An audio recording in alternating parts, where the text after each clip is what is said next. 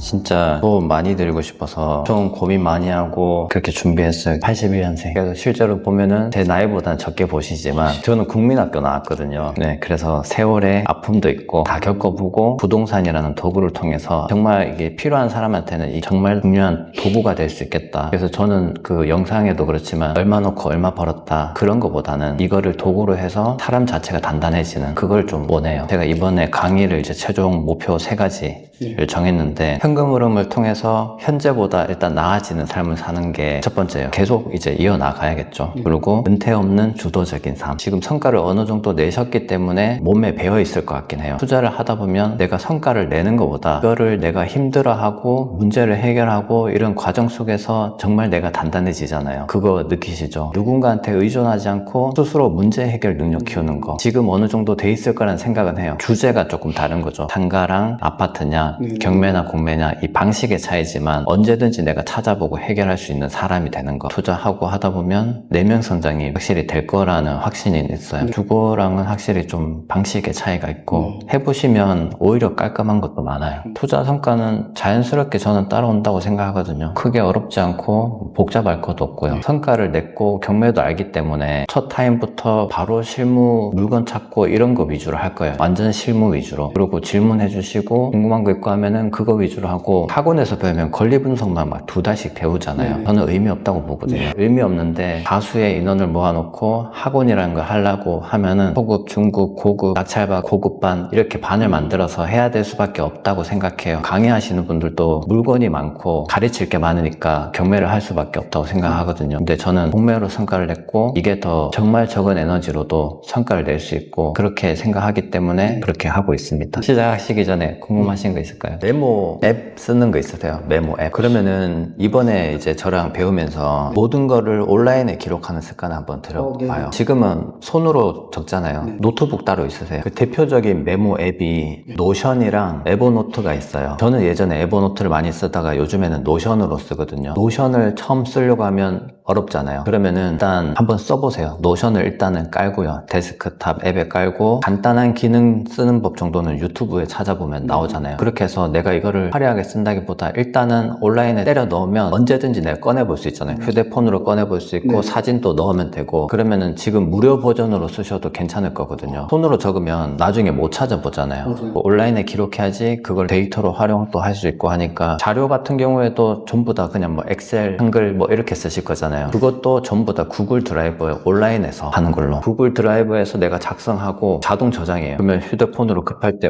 지난번 계약서 뭐지? 열어볼 수도 있고 노션에서 열어볼 수도 있고 근데 만약에 그 계약서 했는데 집에 서류가 있는 거예요. 수첩에 적어놨는데 이렇게 되면 계속 늦어지거든요. 그래서 우리는 모든 거를 온라인에 기록한다. 그거를 하면서 쓰면서 또 배우시면 될 것 같아요. 오늘은 일단 시작을 목적으로 하면 경매, 공매, 신탁 공매 전체적인 이해 위주로 일단은 시작을 할 거거든요. 그리고 오늘 공매 물건 검색하는 방법을 알려드릴까 해요. 다음번에 오실 때 그래도 조금 찾아보실 수가 있잖아요. 진도가 조금 빠르더라도 순서에 약간 영향은 있겠지만 결국에는 이게 실전을 좀 빨리 익히시면 내가 물건을 찾아보면서 저를 계속 만날 수 있으니까 이론만 너무 하면은 뒤에 이제 실전 들어가면은 앞에 시간들이 좀 아깝잖아요. 매 시간마다 지금 진행되고 있는 물건들은 계속 할 거예요. 계속 보면서 이론도 조금 설명드리는데 그게 실제 투자에 적용되는 단순한 학원에서 하는 이론 그런 것보다는 그렇게 할 계획이고요. 제가 얘기하고 있어도 궁금하신 거 있으면 바로 질문하셔도 돼요. 그 경매, 공매, 신탁 공매 이 방식 대략은 알고 계시죠? 경매는 한마디로 남의 돈, 공매는 세금, 그리고 신탁 공매는 만약에 신축 건물을 지을 때 대출이 많이 필요하잖아요. 대출이 많이 필요한데 돈을 많이 빌리기 위해서는 신용이 필요한데 그랬을 때 그 소유권을 신탁사한테 넘기는 거예요. 예를 들면 무궁화 신탁, 코리아 신탁, 신한 자산 신탁 이런 데 넘겨요. 소유권을. 예를 들어서 뭐 주식에서 무슨 건설에서 만약에 건물을 한 10층짜리를 지어요. 그러면 소유권을 넘기면 신용이 많이 좋아지잖아요.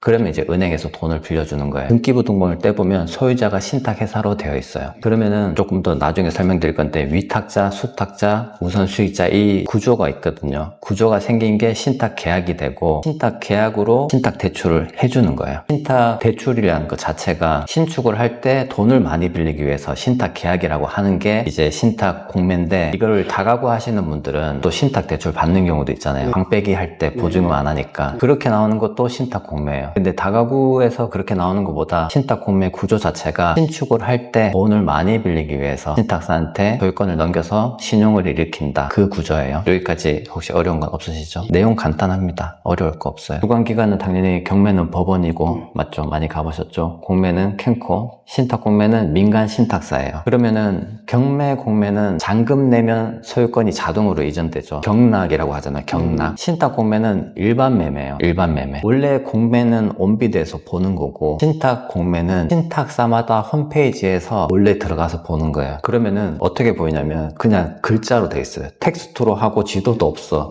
그리고 예전에는 신탁 공매는 가서 했어요. 보증금 찾아서 가서 했어요. 그러니까 얼마나 경쟁률이 낮았겠어요. 예를 들면 요즘에는 거의 다 온비드에서 하는데, 제가 한 3년 전 KB 국민은행 부산 무슨 점 몇 시 가야 되는 거예요. 가서 보증 들고 입찰하는 거예요. 진짜 사람들이 안 가겠죠. 서울 사람들이 부산 오겠어요, 그거 입찰하러. 그러니까 진짜 물방 고기반이 아니고 고기가 90%였다고, 내가 그냥 마음만 먹으면 다 가져온다라고 했던 게 신탁 공매거든요. 지금도 그렇잖아요. 경매가 만약에 100이에요, 경쟁률이. 그러면 공매가 10분의 1이래요. 이거는 제가 얘기하는 게 아니고 정말 유명한 경매 투자자들. 그러면 다시 공매가 만약에 100이에요. 신탁 공매가 10분의 1이에요. 어떻게 보면 신탁 공매가 경매보다 100배 경쟁률이 적다는 이유기도 하거든요. 수익형 부동산 같은 경우는 시세 차익이 아니잖아요. 그러면은 현재 월세를 기준으로, 아니면 내가 낙찰받는 금액에서 역산해서 월세를 얼마 받아야 된다, 월세가 얼마면 상가가 얼마, 이렇게 계산이 딱 나오는 부동산이거든요. 지금 현재 있는 그 시장의 임대료, 임차인이 받고 있는 임대료를 가지고 계산해서 나름 넣었는데 낙찰가는 막 1억 이상 차이 나는 거예요. 그러면은 그 사람들이 실제로 이자 내고 나면 남는 게 없을 거예요. 이자보다 비싸게 낙찰 받은 걸 수도 있어요. 근데 그게 경매에서 왜 그렇게 되냐면 컨설팅이 붙어서 그러거든요. 경매는 컨설팅이 붙고 정보가 너무 많고 하니까 그렇게 되는 거예요. 경매는 낙찰 받기 저는 쉽다고 생각하거든요. 무조건 더 쓰면 돼요. 그리고 만약에 이렇게 컨설팅 의뢰 오잖아요. 낙찰 받게 해드릴게요 하고 그냥 쓰면 끝나는 거예요. 근데 실제로 낙찰 받은 사람들은 그 뒤에 돈을 벌고 못 보고는 크게 관심이 없잖아요. 그게 저는 좀 틀렸지 않나, 그 생각을 하거든요. 그래서 경쟁률이 그렇게 됩니다. 여기서 이제 좀 차이가 나는 거는, 경매 공매로 낙찰을 받잖아요. 경락이잖아요. 등기부등본을 떼보면 그 부동산 가격이 안 나와요. 근데 일반 매매로 우리가 아파트를 사고 가거나 하면은 그 매매가액이 등기부등본에 찍히거든요. 근데 신탁 공매로 낙찰 받으면 가격이 찍혀요. 예전에는 법무사한테 그거 금액 좀 빼달라 하면 뺄 수 있었어요. 요즘에 안 돼요. 신탁 공매 보다 보면 신탁회사들이 엄청 많은데, 무궁화 신탁, 코리아 신탁 물건들이 저희가 초반에 입찰하기에 좋은 물건들 많거든요. 그렇게 보시면 되고, 공매를 우리가 한다는 것 자체가, 지금 유료 경매지 뭐 쓰세요? 옥션원에서 하면 돼요. 옥션원에서 공매 보고 신탁 공매도 보고. 지역을 지금 어디로 하셨어요? 경상남도 것만. 그러면은 옥션원은 유료 경매로 쓰고 있으면 공매는 전국을 다 볼 수 있거든요. 전국 다 보고 입찰은 온비드에서. 그렇게 하시면 됩니다. 여기까지 어렵지 않죠? 경매가 그냥 우리 오프라인 시장이라면, 공매 신탁 공매는 그냥 약간 온라인 스마트 스토어 같은 느낌이고, 공매는 그냥 온라인으로 입찰한다. 그러니까 내가 안 가도 되는 게 가장 큰 장점이에요. 직장 다니는 사람들이나, 뭐 저는 연차 빼서 경매 갔는데 폐차라고 하면 하루 다 쓰고 연차도 못 쓰고 연차가 그냥 날아가고 하니까 그게 좀 많이 아쉬웠거든요. 그래서 해보시면 굉장히 좀 효율적일 거예요. 그리고 아파트나 이런 것도 공매로 또 하셔도 돼요. 공매로 아파트를 하는 거는 사택들이 나오거든요. 아파트 낙찰 받은 게 있는데 걔도 공매거든요. 그때 당시, 지금 이제 6년째 전세 주고 시세가 한 1억 5천쯤 올랐거든요. 근데 그때는 한 3억 5천이 시세였어요. 근데 제가 한 3억 2천 정도에 낙찰 받았어요. 엄청 싸긴 아닌데 물건이 되게 좋아. 처음에는 입찰을 다 했는데, 신탁 공매는 재밌는 게 뭐냐면 신탁사 담당자 마음이에요. 그냥 공고를 냈어요. 만약에 자기는 한 100원을 받고 싶었어. 근데 막 최저 입찰이 막 40원, 50원 이래요. 그냥 취소시켜버려요. 그러니까 처음에는 취소시켰어요. 입찰이 한 6명 됐는데 6명 들어왔는데 다 그냥 취소시켜버린 거예요. 취소시켰으니까 실제로 낙찰은 없는 거죠. 자기네들이 원하는 가격, 마음에 안 들어서. 맞아요. 자기들은 조금 더 받고 싶었던 거예요. 그렇게 한번 6명 입찰했는데 딱 취소를 시키니까 사람들이 떠나잖아요. 근데 나는 다시 보고 있다가 같은 가격에 썼는데 낙찰 바로 받았어요. 그때도 제 뒤에 한 명 있었나? 한국전력 같은 그런 회사예요. 그냥 사택을, 그 아파트를 쓴 거예요. 그거 낙찰 받아서 잔금 낼 때 복등기 했거든요. 임차인 전세금 받아서 바로 잔금 치면서 대출 없이 이렇게 복등기 받고 그렇게 했었어요. 그건 내년에 팔까 생각 중이에요. 이번에 좀 많이 올랐더라고요. 공매는 그런 사택들이 나와요. 입찰 방식이 조금 차이가 있는데 경매는 이제 기일 입찰이라고 해서 내가 법원을 딱 가서 해야 되고 보통 지역마다 다르지만 보통 30%씩 이제 떨어지잖아요. 공매는 보통 월요일부터 수요일까지 입찰하고 목요일 오전에 발표가 나요. 신탁 공매는 자기 마음대로요. 진짜 마음대로요. 공매처럼 월요일부터 수요일까지 하는 경우도 있고요. 신탁 공매는 속도가 굉장히 빠르거든요. 만약에 오늘 공고가 나왔는데 보름 뒤에 끝나는 경우도 있어요. 그러면은 내가 받잖아요. 그러면은 내가 직장 다니거나 이러면 주말밖에 시간 없잖아요. 보면 그 주말에 바로 임장을 가야 돼요. 못 봐서 입찰 못하는 경우가 생겨요. 신탁 공매는 매주 주 2회를 보는데 잠깐 너무 바빠서 한 주 못 봤어요. 끝난 거예요. 지나간 걸 보는 경우가 심지어 있어요. 하루에 2번 할 때도 있고요. 이렇게 정해서 할 때도 있고 그렇습니다. 그래서 신탁 공매는 매번 봐야 된다. 자기들 마음대로. 그래서 날짜를 되게 잘 봐야 돼요. 내가 그냥 시간을 제대로 안 보면 입찰을 놓치는 경우도 생겨요. 이게 물건의 특성이 이제 차이가 있는데 경매는 결국엔 남의 돈이고 이 개인의 돈이다 보니까 경매 물건 자체도 굉장히 많고 노후된 것도 많고 보통은 경매는 주거용 위주로 하되 아파트는 경쟁자도 많고 하니까 결국에는 경매는 빌라다 라는 인식이 좀 많고 수도권에 있으면 아무래도 또 빌라 강의하시는 분들이 대부분 또 경매 강의하시고 그렇게 하더라도 이 빌라지만 수도권 자체는 또 수요가 있으니까 그 시장이 형성되어 있는 것 같아요. 근데 이제 공매보다 이제 신탁 공매라고 하면 이 건물을 새로 지을 때 신탁 계약이라는 거를 한다 했잖아요. 그렇기 때문에 이제 신도시를 만들 때 신축 건물 그리고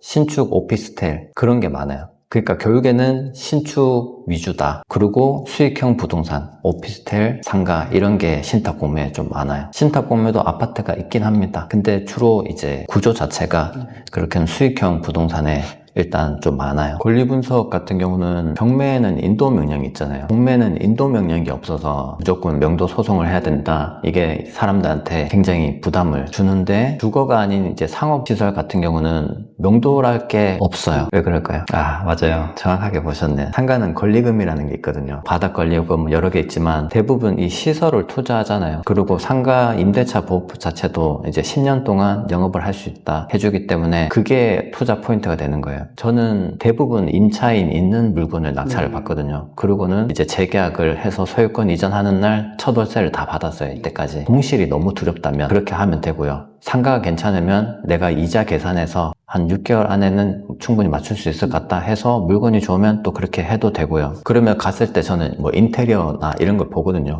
그냥 이 사람 못 나가겠네 하면 그냥 입찰하는 거예요. 그러니까 그때 교육에는 맞고 틀리고가 아니라 용기가 필요한 거예요. 경매는 말소기준 권리 맞죠? 공매도 말소기준 권리, 신탁 공매는 말소기준 권리가 없어요. 일반 매매잖아요.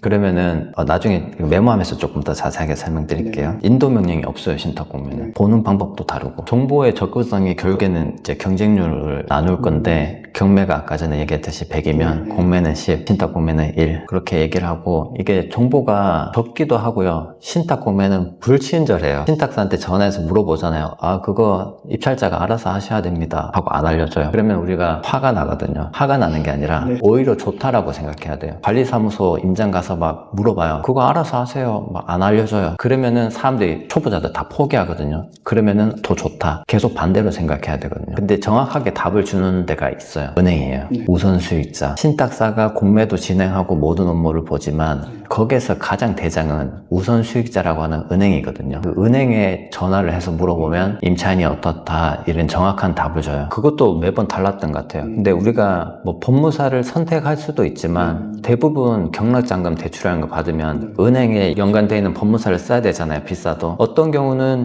법무사 그 회사에서 잔금을 다 달래요. 예를 들어서 뭐 1,000원이다. 그럼 1,000원을 법무사한테 전날 저녁 뭐 오후 5시까지 입금해달라 하더라고요. 다 주면 자기들이 정리 다 하고 치는 경우도 있고요. 아니면은 잔금은 신탁사한테 보내고 우리 수수료는 뭐 250만 원이 언제까지 주세요 이렇게 하는 경우도 있고요. 매번 다르더라고요. 아니면은 은행 통장에 돈을 넣어놔라 해요. 그러면 자기들 그거를 뺄 수 있게끔 이제 동의 받고는 자기들이 그걸 빼서 잔금을 또 치고 매번 달라요. 그래서 그것도 시키는 대로 하면 되고 신탁 공매는 좀 그게 달라요. 보통은 뭐 잔금 잔금 한 달, 맞죠? 공매, 경매 하면 보통 한 달 있고, 그러면은 내가 법무사 등기 칠 때 그 법무사가 부동산 거래 신고도 해주잖아요. 신탁 공매 같은 경우는 30일도 있고요. 잔금이 60일도 있어요. 그럼 60일이면 대출 받을 때까지 시간이 엄청 기니까 여유가 너무 좋잖아요. 그리고 낙찰 받았을 때 임차인한테도 재계약하실 거예요? 아니면 조금 더 어떻게 하실 거예요? 하면 저는 더 하고 싶어요. 그러면 제가 잔금 최대한 늦게 낼 테니까 그때까지 월세 내지 마시고 영업하세요 하면서 생색도 낼 수 있어요. 원래 임차인들이 뭐가 진행되면 자기들이 선순위든 상관없이 습관적으로 월세 안 내거든요. 그 사람은 뭐 명도 대상이고 약간 그 사람의 권리와 상관없이 우리가 그런 또 혜택을 줄 수 있는 거예요. 생색 낼 수 있는 거죠. 내 돈이 아닌데. 그리고 나는 어차피 늦게 내면 되고. 근데 거기서 어떻게 해야 되냐면 부동산 거래 신고를 내가 해야 돼. 신탁사에서는 낙찰자가 30일 안에 다 해야 된다라고 하면서 하거든요. 가서 해도 되는데 가서 어떻게 하겠어요? 온라인으로 하면 돼요. 온라인으로 하고 이제 상대방이 전자 서명해주고. 근데 신한 자산신탁 같은 경우에는 전자 서명 안 된다고 직접 가서 하라는 거예요. 어떻게 가냐?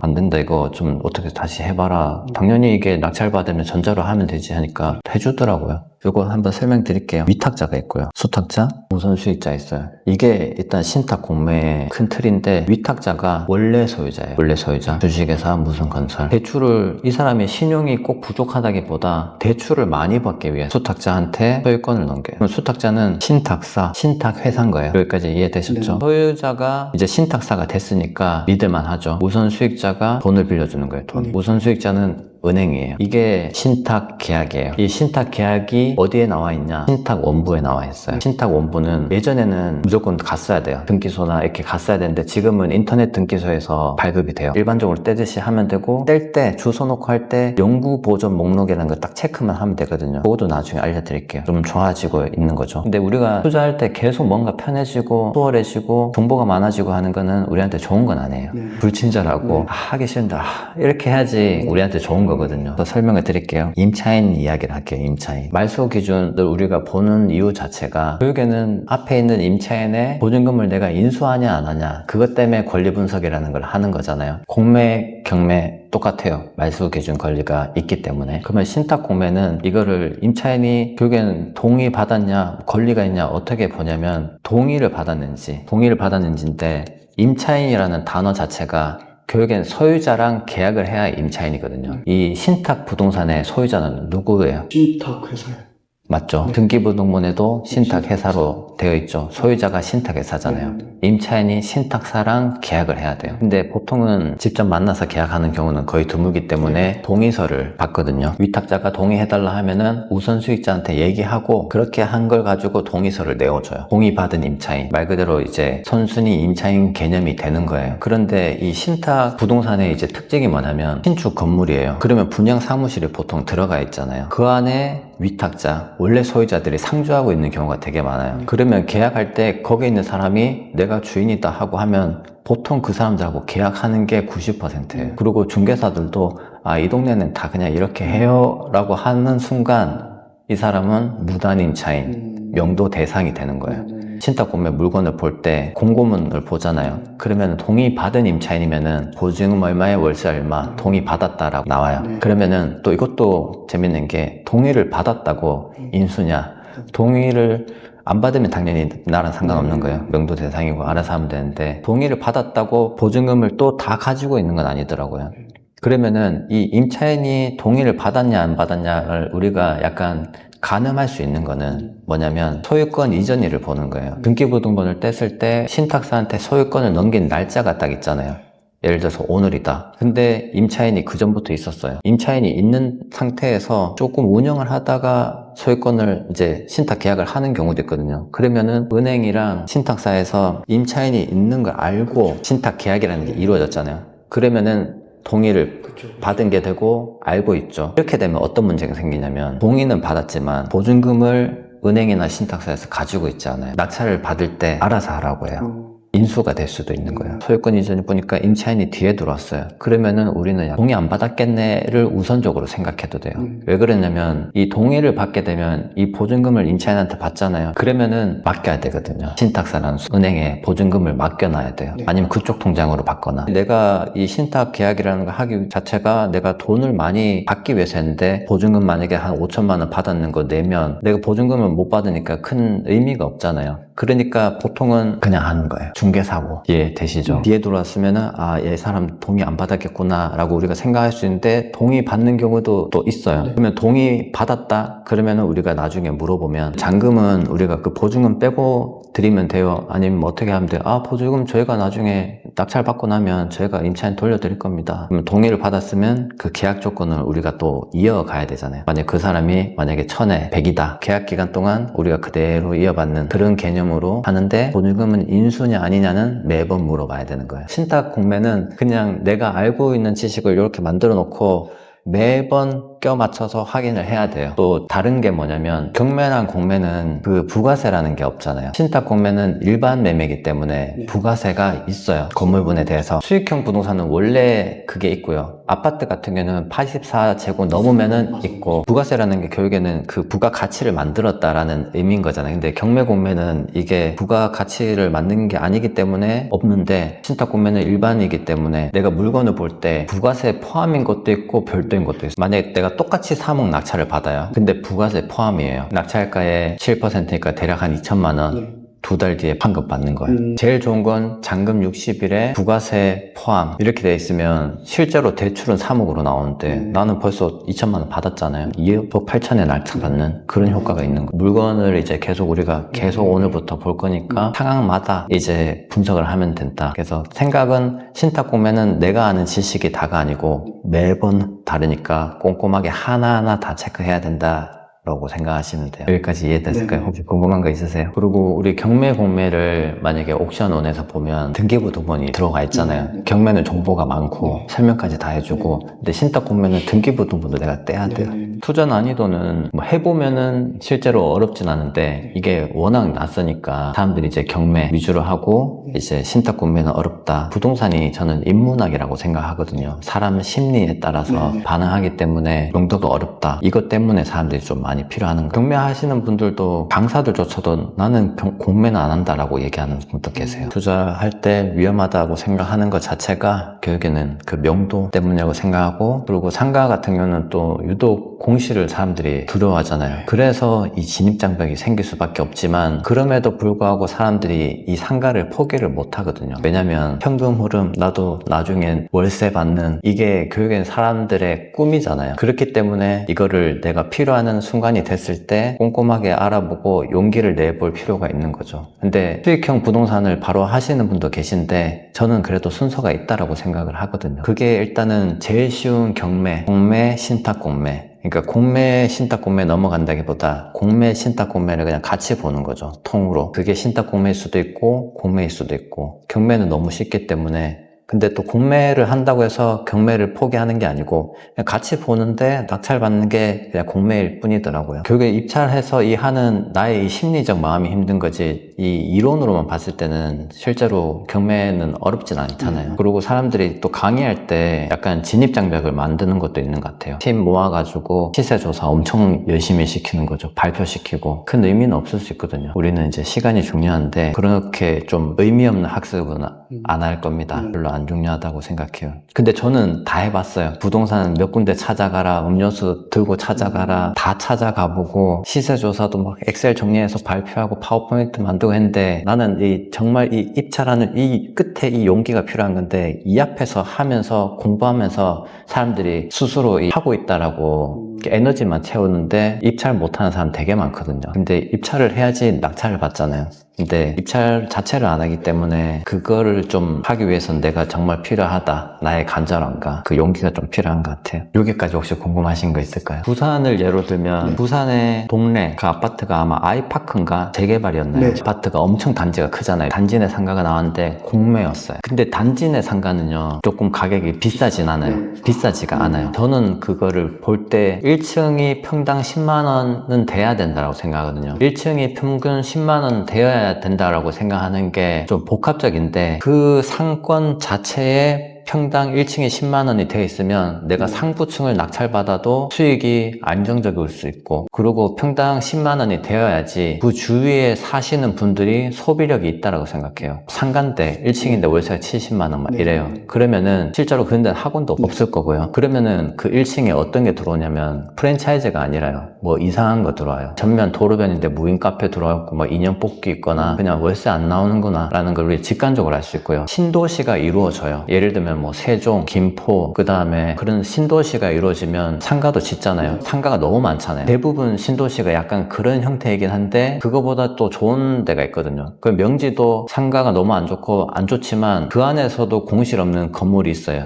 딱 메인에 있는 몇 개들, 그런 데는 또 해도 되는 거거든요. 임대료를 봐야 되는 거죠. 그렇습니다. 깨끗한데, 그게 그 말씀을 내가 꼭 드리고 싶어요. 다 알지 못하고 그 물건이 떠야지 내가 공부를 할 에너지가 생기잖아요. 반복되면 내가 아는 상권이 계속 생기는 거예요. 근데 물건이 안 떴는데 내가 공부를 하기 위해서 간다, 그거를 별로 선호하진 않아요. 그러면은 내가 가보지 않았어요. 다 찾아보면 돼요. 안 해봤지만 모르지만 찾아서 해결할 수 있는 사람이 되는 게 우리 이번 과정의 목표거든요. 안 가본 상권이지 지만 찾는 방법도 제가 알려드릴 거예요. 어떤 사람들은 공부를 위한 공부를 계속하고 내가 공부를 많이 했고, 그리고 강의하시는 분들이 이런 경우 있어요. 홍대의 상권이 어디가 주 동선이고 강남은 여기가 좋고 저기가 좋고 이렇게 동선 막 지도 그려가면서 여기가 A 포인트, 여기 B 포인트, 여기 어디가 좋냐 해서 막 강의하거든요. 거기서 물건 안 나오잖아요.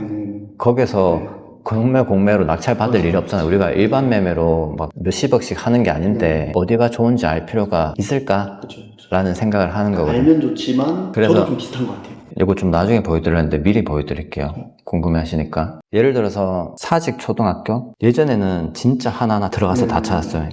안 해도 돼요. 챗GPT로 권리 분석도 다 되거든요. 그래서 우리는 정보를 이걸 내가 아냐 모르냐가 아니고 그거를 해서 실제로 가서 입지랑 임차인 위주로 임차인이 돈을 벌 수 있냐 이거를 조금 더 집중적으로 봐야 되는데 사람들이 이 앞단에서 공부를 너무 많이 하면서 지쳐버리거든요. 부산의 사직초등학교라고 있죠. 저는 이거 지금 처음 검색해 보는 거거든요. 그러니까 부산의 사직초등학교를 제가 모른다는 걸 전제하에 그냥 검색해 보는 거예요. 그러니까 이렇게 하면 돼요. 지금은, 요즘에는 이 방법을 사람들이 알려주진 않을 거예요. 왜냐면 강의를 해야 되니까. 그러면 학교 알림이 사이트에 들어가서 보면 돼요.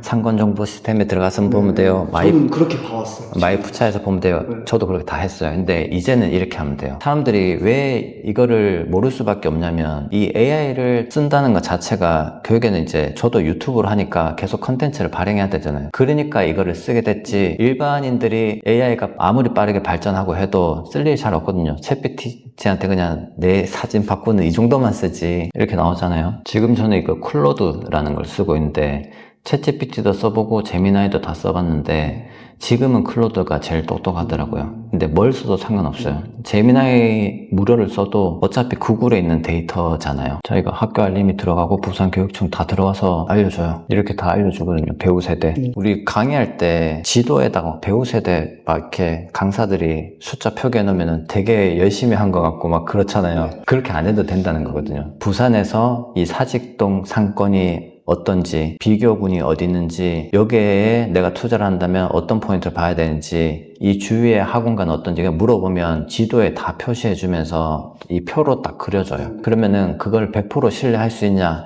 라고 했을 때 참고용으로 충분하다는 거죠. 어차피 얘가 그 관련 사이트에 들어가서 보잖아요. 그래서 이런 식으로 하면 된다. 경매로 정말 괜찮은 상가를 낙찰받기는 진짜 어렵구나라는 거를 그냥 깨달아 버렸거든요. 공매나 신탁 구매로 낙찰받은 것도 똑같이 경매로 진행되면요, 사람들이 한 10명 더 들어와요. 강사들이 공매를 잘 안 보죠. 만약에 신탁 공매를 하려면 등기부등본부터 일단 내가 떼고 시작해야 돼. 떼고 뭔가 이렇게 알려주고 해야 되는데, 경매는 보고 그 1분 만에 얘기하면서 그 수강생들을 마음을 편하게 해줄 수 있는데, 공매 이거 좀 어때요? 라고 하면 일단 내가 다 찾아봐야 되잖아요.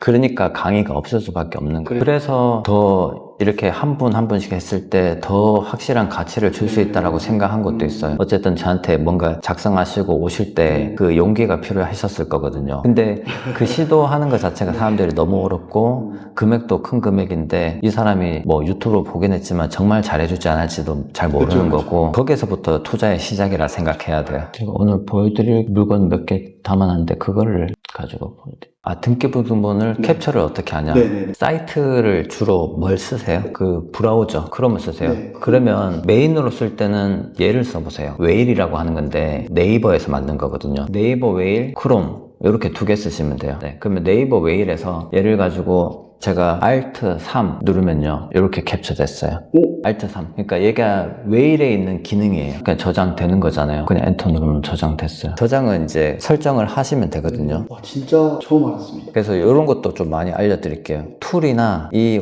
온라인 이런 걸 잘 활용하게 되실 거예요. 와, 너무 편하다. 그리고 뭐 Alt 2 하면은 이렇게 뭐 페이지를 지정할 수도 있고요. 이렇게 그 Alt 1 누르면 내가 스크롤해서 원하는 만큼만, 예를 들어서 뭐 노션이다 그러면은 내가 캡처했는 거 있죠. 캡처했는 거 그냥 옮겨요. 뭐 예쁘게 하지 말고 그냥 거기다 메모해요. 쭉 메모하고 내가 해야 될 거 메모를 한다라는 생각보다 거기다 그냥 다 때려 넣는다 생각하면 돼요. 내가 필요할 때 찾아보면 되고, 운전하거나 샤워하다 보면 갑자기 막 생각나잖아요. 그럼 바로 휴대폰 꺼내가지고 다음 만났을 때 물어볼 거. 노션 한번 써보세요. 근데 처음에 쓰면 좀 어려울 거예요. 저도 에버노트를 거의 한 5년 정말 깊게 쓰다가 이번에 노션으로 갈아탔는데, 저는 뭔가 새로운 걸 공부할 때 책을 5권 읽고 시작하거든요. 모르지만 하면서 모르는 건 재민아한테 나 이 기능 쓰고 싶은데 어떻게 하면 돼? 그러면 알려줘요. 그러면은 그렇게 해서 또 기술 하나 익히고. 이거 진짜 꿀팁입니다.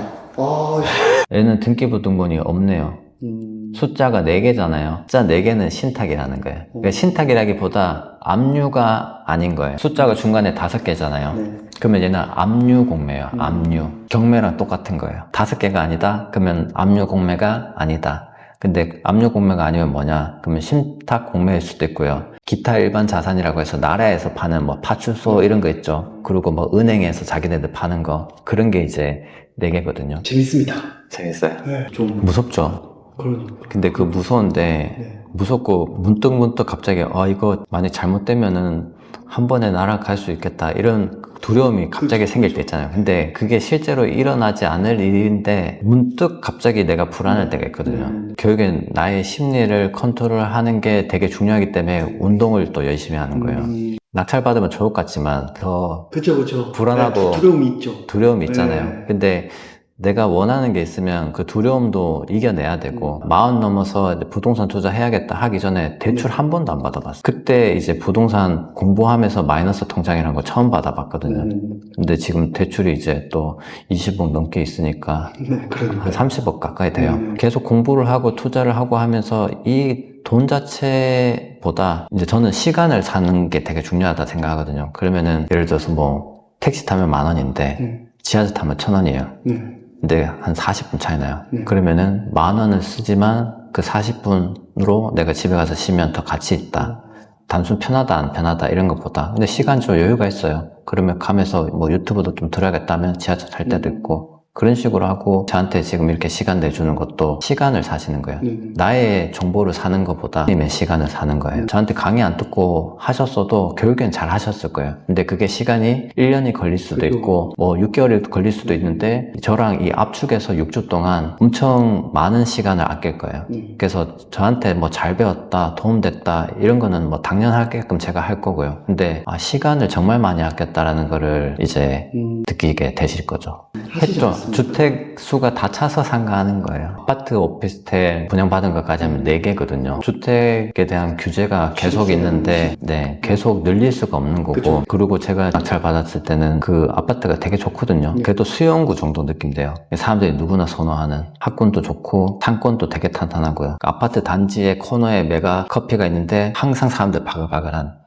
그리고 저는 항상 돌아볼 때 저녁이나 이렇게 가보면은 아이들 데리고 걸어 다니는 사람이 있는지 꼭 보거든요. 그게 결국엔 학원가가 되며 수요도 있으면 사람들이 커피도 사 먹고 해야지, 약간 사람들이 컨디션도 회복되고 하는데 너무 아끼면서 안 쓰고 그러면은 또 그 상권도 안 좋지만 거기에 있는 사람들도 좀 너무 빡빡할 것 같긴 하거든요. 제 영상에 그 집 수리하는 거 혹시 보셨어요? 그게 실제로 실패한 투자예요. 일부러 간 것도 아니에요. 공매가 떠서 갔는데 상권이 너무 좋은 거예요. 학원가의 학원 개수가 저희 대구의 범어동의 학원 상권이 엄청 크거든요. 그거 다음에 월성인데 월성이랑 학원 수가 비슷한 거예요. 여기는 진짜 괜찮겠다 해서 전화하면 없어요. 그냥 중개사들이 없어요. 집이요. 보고 전화하면은 그냥 없어요. 이렇게 하니까 더 하고 싶은 거예요. 3-4번 계속 했어요. 실패하고 하다가 딱 했는데 그때가 꼭지였죠. 그러면 이게 또 팔고 싶은데 또 반대로 우리 또 행동해야 되잖아요. 지나고 나니까 잘못됐다 생각했지만 그때만 해도 제가 엄청 잘하는 줄 알았어요. 역전세 났으니까 전세금도 한 2천 돌려줘야 되고 내 돈도 몇백 더 들어가는데 내가 거기 가서 노가다 해야 되죠. 엄청 힘들더라고요. 상가 같았으면 100만 원이 돌돈인데 이거를 그냥 여기다가 돈도 안 되는데 넣어야 되니까 일단은 주거 같은 경우는 돈이 많이 들어가요. 많이 들어간다고 되는 것도 아니고 버는 것도 아니고 에너지 많이 들어가고 임차인 전화 오고 상가가 저는 또 제 성향에도 맞는 것 같아요. 대면에서 이렇게 좀 젠틀하게 협의하고 받을 거 받고 드릴 거 드리고 차인이 이번에 바뀌었는데 또 5년 계약해달라 해가지고 네. 31년까지 5천에 월세가 400이거든요. 주인이 바뀌면서 제가 보증금을 2천 올렸습니다. 이제 신탁 구매를 해서 낙찰 받았는데 차인이 막 전화도 잘 안 되고 이제 낙찰 받았다고 계약서 받았는데 저는 이제 한 400 정도 생각하고 했는데 실제로 월세가 270인 거예요. 그리고 은행도 동의를 받았다 하는 사람도 있고 안 받았다 하기도 하고 서로 얘기가 다르고 근데 용기 내서 일단 낙찰 받고 결국에는 400에 계약했어요. 어떻게 그렇게 했냐면 실제로 그분은 동의를 받으신 분이었어요. 동의서도 있었어요. 그러면 내가 270에 할 수밖에 없잖아요. 근데 말씀드렸듯이 임차인도 월세 안 내잖아요. 네. 월세를 4개월 안 낸 거예요. 명도 대상이거든요. 당신은 명도 대상이라는 걸 알려주고 결국엔 나가야 되잖아요. 그러니까 결국엔 400 수긍하더라고요. 계약서 쓰러 이제 400으로 하기로 해서 갔는데 그 자리에서 그 사모님이 엎어가지고 네. 제가 그냥 돌아왔거든요. 계약 못하고. 그러고는 막 소송하세요. 시간 끌다가 결국에는 이제 계약 성공하고 또 임차인이 지금 또 이렇게 바뀌어가지고 또 계약 이어가고 중간에 결국에는 무조건 해결할 수 있는 힘이 필요합니다. 용기가 필요하죠. 시간이 지나서 소송해서 그 사람들 아무리 시간을 많이 끌어가지고 저도 결국에는 더 큰 손해를 보고 나중에 다 나의 비용을 다 정산해야 되잖아요. 그거를 스스로 이해하기 전까지는 강하게 나오는 경우도 있어요. 법인으로 주거하면 바로 취득세가 13%잖아요. 그러니까 법인으로는 주거를 할 수 없고 그리고 제가 직장 다닐 때 이제 투자를 했거든요. 종합과세가 회사에 노출될 수밖에 없잖아요. 수익이 늘어난 게. 그러니까 저는 처음부터 법인으로 해야겠다라고 생각하고 법인 만들고 한 1년 동안 낙찰 못 받았어요. 일단 해야겠다 하고 법인 만들고 이제 상가 시작해서 모은 거죠. 이제 3년 정도를 신규 법인이라고 하는데 실제 매출이 없을 수도 있잖아요. 근데도 조금 더 호의적으로 은행에서 봐줘요. 개인 신용 봅니다. 지금은 제가 이제 퇴사하고 법인에서 제가 네. 월급을 네. 저한테 주고 네. 자동차 이런 것도 법인으로 운영하고 하는데 저는 법인으로 해야겠다 생각했는 게 투자는 이제 평생 하게 해야 된다라는 생각을 가지고 있고 그러려면 이제 법인으로 하고 자녀를 주주로 해가지고 이 법인 자체를 증여를 해야겠다. 법인은 어쨌든 기본적인 경비가 나가잖아요. 대출 받을 때도 금리가 조금 더 높아요. 법인은 RTI를 안 봐요. 보통은 3년 동안 이자만 내거든요. 그 다음에 이제 보통 한 10% 상환해라 이렇게 하는 경우가 생겨요. 낙찰 받을 때는 대출을 서로 해주려고 하는데 대환 자체가 은행에서나 이 대출 상담사들이 큰 메리트가 없나 봐요. 잘 안 해줄라 해요.